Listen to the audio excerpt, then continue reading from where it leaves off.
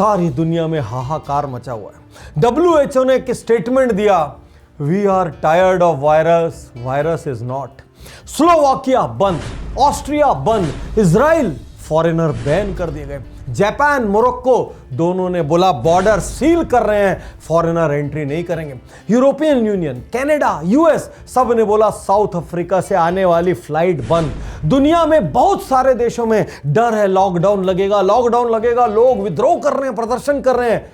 India भी पीछे नहीं छूटा है, लेकिन देश में मास्क गायब है, चारों तरफ सैनिटाइजर की बोतलें खाली पड़ी है और सोशल डिस्टेंसिंग हम लोग गले लग के निभा रहे हैं। क्यों भाई? भारत तो अजर अमर है, क्योंकि लोग कहते हैं अरे अपने यहाँ कोरोना नहीं आ सकता यार, अपने हर्ड इम्यूनिटी हो गई, पूरा देश वैक्सीनेटेड है।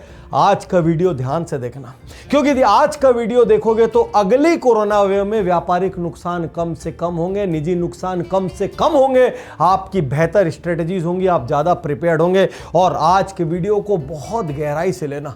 जो भी ये मानते हैं इंडिया फुल्ली वैक्सीनेटेड है, इंडिया को कुछ नहीं हो सकता, पहले जान लो भाई।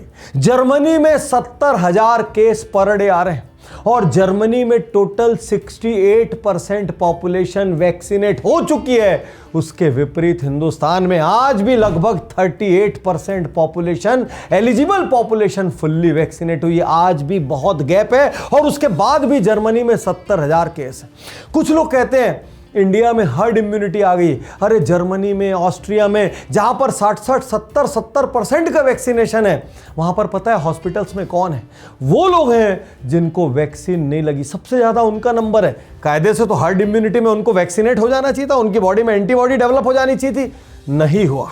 और धीरे धीरे साइंटिस्ट धीरे धीरे दबे मुंह से कहने लग गए कि लगता है हर्ड इम्यूनिटी काम नहीं करेगी। और दिल्ली एम्स की एक स्टडी कहती है कि कोवैक्सीन सिम्टोमेटिक केसेस में खाली 50% कारगर है। तो दोस्तों जाग जाओ। और सबसे बड़ा डर इस वक्त जो सबको अंदर तक खा रहा है वो है ओमिक्रॉन, जिसको मैंने यहां नाम दिया है बहुरूपिया वायरस। अरे बहुरूपिया ही तो कहेंगे, अभी आए उसको 1 महीना नहीं हुआ है, 50 रूप बदल चुका है। और सबसे बड़ी बात, सारी वैक्सीन किस लिए बनाई गई? वो जाके वायरस के स्पाइक प्रोटीन पर असर करे। भाई इसने 30 बार तो अपने स्पाइक प्रोटीन का स्ट्रक्चर चेंज कर लिया है। और साइंटिस्ट धीरे धीरे कहने लग गए कि अभी जो ओमिक्रॉन है इस पर शायद वैक्सीन उतनी इफेक्टिव नहीं होगी। महज 11 नवंबर को ओमिक्रॉन साउथ अफ्रीका से निकला और आज थोड़े से दिनों में दुनिया के बहुत सारे देशों में केसेस मिल गए। तो क्या इंडिया कोरोना से बच पाएगा? मैं डॉक्टर उज्जवल पाटनी आशंकित होकर, भयभीत होकर कहता हूं नहीं बच पाएगा। हम लोग थर्ड वेव के बहुत करीब खड़े हैं। इसके पहले भी यूरोप में बढ़ा, इसके पहले भी यूएस में बढ़ा और उसके बाद इंडिया में आया। अभी फिर पूरा यूरोप कैप्चर हो चुका है, यूएस में दिन के लाख केस आने लग गए हैं। अब इंडिया की बारी है और मेरी दिली इच्छा है कि उज्जवल पाटनी यूट्यूब चैनल देखने वाले लोग इस बार मिनिमम नुकसान खाएं, इस बार ज्यादा प्रिपेयर्ड रहें। और इसीलिए आपको मेरे साथ सहयोग करना होगा कि ये वीडियो हिंदुस्तान के कोने कोने में फैले। यदि अभी तक आपने उज्जवल पाटनी यूट्यूब चैनल सब्सक्राइब नहीं किया है तो सब्सक्राइब कर लें, सब्सक्राइब कर लिया है तो बेल आइकन दबा दें ताकि इससे जुड़े वाइटल वीडियोस आपके पास लगातार पहुंचते रहें। तो दोस्तों शुरू करते हैं वो स्ट्रेटजीज जिससे इस बार की कोरोना वेव में हम बिजनेस में कम से कम नुकसान खाएंगे, खुद को ज्यादा सेफ रखेंगे। हम कोरोना को तो नहीं रोक सकते, कोरोना से होने वाले हर नुकसान को रोकने के लिए एक रणनीति यहां पर मैं आपके सामने प्रस्तुत कर रहा हूं। सबसे पहली स्ट्रेटजी वही गोल्ड रूल SMS। एस मतलब एक बार फिर से सोशल डिस्टेंसिंग स्टार्ट करें, एक बार फिर से M मतलब मास्क स्टार्ट करें, और तीसरा S का मतलब अपने यहां सैनिटाइजर्स का रिलीजियस एकदम हाईली डिसिप्लिन्ड यूज स्टार्ट करें। Strategy number 2, review past strategy and design advance strategy.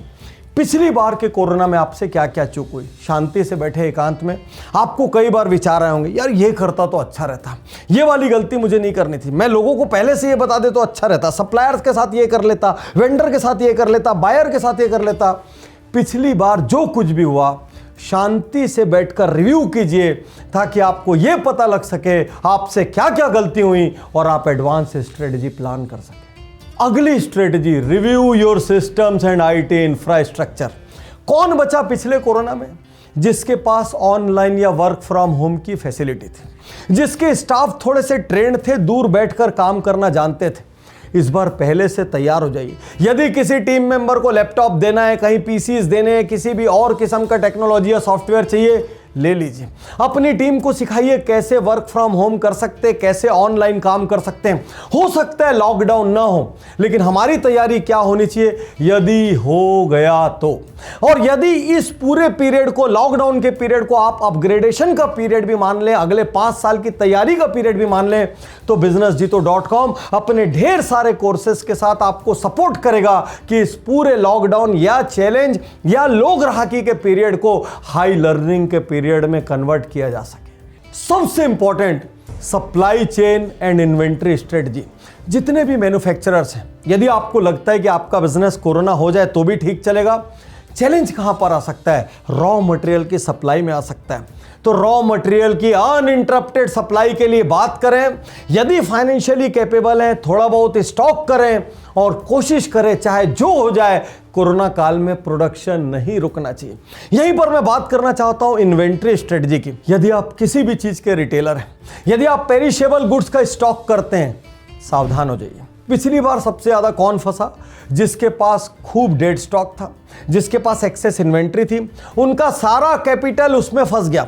यदि मैं कपड़े वाले की बात करूं तो उसकी डिजाइन पुरानी हो गई, यदि मैं कॉस्मेटिक वाले की बात करूं तो उसके कॉस्मेटिक एक्सपायर हो गए, एफएमसीजी में से कुछ हिस्सा एक्सपायर हो गया। इस बार ये नहीं होना चाहिए। तैयारी कीजिए लीन इन्वेंट्री की, तैयारी कीजिए मिनिमम डेड स्टॉक की। इस बार इन्वेंट्री रिलेटेड लॉस नहीं लगना चाहिए। Design your HR strategy. यदि आपके पास स्टाफ है तो उनकी सैलरीज उस पीरियड में क्या होगी, फुल लॉकडाउन हो गया तो क्या होगी, उनके टाइमिंग्स क्या होंगे, कौन कैसी रिस्पॉन्सिबिलिटी संभालेगा, और उन सबको आपका सपोर्ट भी लगेगा। तो उनकी मेंटल हेल्थ के लिए, उनकी इमोशनल हेल्थ के लिए आप क्या करेंगे? क्या पहले से किसी एडवांस प्रिपरेशन की जरूरत है? क्या पहले से आपसी संवाद और टीम बिल्डिंग की जरूरत है? अपनी एचआर स्ट्रेटजी को एडवांस में डिजाइन करें। कम्युनिकेट विथ योर की कस्टमर्स एंड की क्लाइंट्स। आज इंडिया में कोरोना नहीं है, दुनिया के मुकाबले हमारे नंबर ऑफ केसेस कम है, हम आराम से बैठे हैं। हमको लग रहा है कोई दूर देश की न्यूज़ है, हमारे देश में तो अभी नहीं है। हम चारों ओर जश्न मना रहे हैं, भारी भीड़ चल रही है बाजारों में, बहुत अच्छी बात है। लेकिन जो प्रेडिक्शंस कह रहे हैं, जो पास्ट ट्रैक रिकॉर्ड और हिस्ट्री कह रही है, ये हालात बदल भी सकते हैं। हम भी उतनी ही दिक्कत में जा सकते हैं। और कई कस्टमर्स के कई प्रोडक्ट्स होंगे जो डिलीवरी की पाइपलाइन में होंगे, कई प्रोजेक्ट ऐसे होंगे जो आधे में अटके होंगे। उन सब कस्टमर से आपको ईमानदारी से, ओपनली, ट्रांसपेरेंटली, ऑनेस्टली बात करनी होगी। उनसे यह भी बात करनी होगी कि यदि आपका कोई चैनल है तो डिलीवरी के तरीके क्या होंगे, पेमेंट के नए तरीके क्या होंगे। अपने कस्टमर से पहले से कम्युनिकेट करके उनको अपनी टीम का हिस्सा बनाइए। क्या कोरोना काल में सबने नुकसान खाया? हाँ, शुरुआत में खाया, लेकिन उसके बाद कुछ चैंपियन उभरे। उन्होंने अपने अपने तरीके निकाले उन स्थितियों से निपटने के, नई पॉलिसीज बनाई, नए प्रोसेसेस बनाए, नए सिस्टम्स बनाए, और बहुत से लोगों ने कोरोना टाइम्स को अपना प्रॉफिटेबल टाइम बना लिया। आज मैं आपसे कहना चाहता हूं, जिसने जिसने आपके नियर एंड डियर में, आपके चैनल में, आपके सप्लायर हो, आपके वेंडर हो, आपके बायर हो, कोई भी हो, उनमें से उन चैंपियंस को ढूंढिए जिन्होंने कोरोना में बहुत शानदार निर्णय लिए और उनसे सीखिए, उनको फॉलो कीजिए, उनको कॉपी कीजिए, उनके मेथड्स को अडॉप्ट कीजिए, क्योंकि आप कोई इन्वेंशन नहीं करने जा रहे हैं। यदि कोई फॉर्मूला पहले दूसरे लोग टेस्ट कर चुके हैं, आपसे जुड़े हुए हैं, आप ही की तरह के ट्रेड के हैं और वो सफल हो गए हैं, तो फिर ये आवश्यक है कि आप उन पर ध्यान दें, उनसे डिस्कस करें, उनको कॉपी करें, उनके मेथड्स को अडॉप्ट करें। और यदि आप मुझसे ये पूछेंगे, पाटनी साहब इतनी लंबी लिस्ट में से कोई एक स्ट्रेटजी बताइए जिसको चाहे जो हो जाए मिस नहीं करना है, तो अब आ रही है वो स्ट्रेटजी जिसको मैंने नाम दिया है 4S। कोरोना को यदि सक्सेसफुली हराना है तो इन 4S की मदद लीजिए। सबसे पहला S, अब से लेके अगले 6 महीने तक स्टे हेल्दी। और मैं सिर्फ फिजिकल हेल्थ की बात नहीं कर रहा हूं, मैं फिजिकल हेल्थ, मेंटल हेल्थ और स्पिरिचुअल हेल्थ तीनों की बात कर रहा हूं। फिजिकल हेल्थ के लिए चाहे जो हो जाए, अपना एक्सरसाइज का रूटीन, अपना फिटनेस का रूटीन मत छोड़ना, और यदि आलसी हो तो इस पीरियड में स्टार्ट कर लेना ताकि इम्यून सिस्टम राइट रहे। सेकंड आता है मेंटल हेल्थ। अच्छी बुक्स जरूर से जरूर पढ़ना, इस पीरियड में अच्छे ऑडियोज वीडियोस जरूर से जरूर देखना। मैं कहना चाहूँगा हर दिन एक उज्जवल पाटनी शो आपको जरूर देखना है। और स्पिरिचुअल हेल्थ, योगा, मेडिटेशन, ध्यान एक भी दिन मिस मत करना। और आप भीतर से जितने शक्तिशाली रहेंगे उतनी संभावना है कि इस 4S की मदद से आप सक्सेसफुली कोरोना को हरा पाएंगे। दूसरा S, स्टे डिसिप्लिन्ड। रोज निश्चित टाइम पे अपना काम शुरू करें, भले घर में क्यों ना बैठे हों, लेकिन बिजनेस के टाइम पे बिजनेस का काम शुरू करें। भले टीम से बात करना हो, भले वेंडर से बात करना हो, भले सप्लायर से बात करना हो, कस्टमर से बात करना हो, कोई स्ट्रेटजी बनानी हो।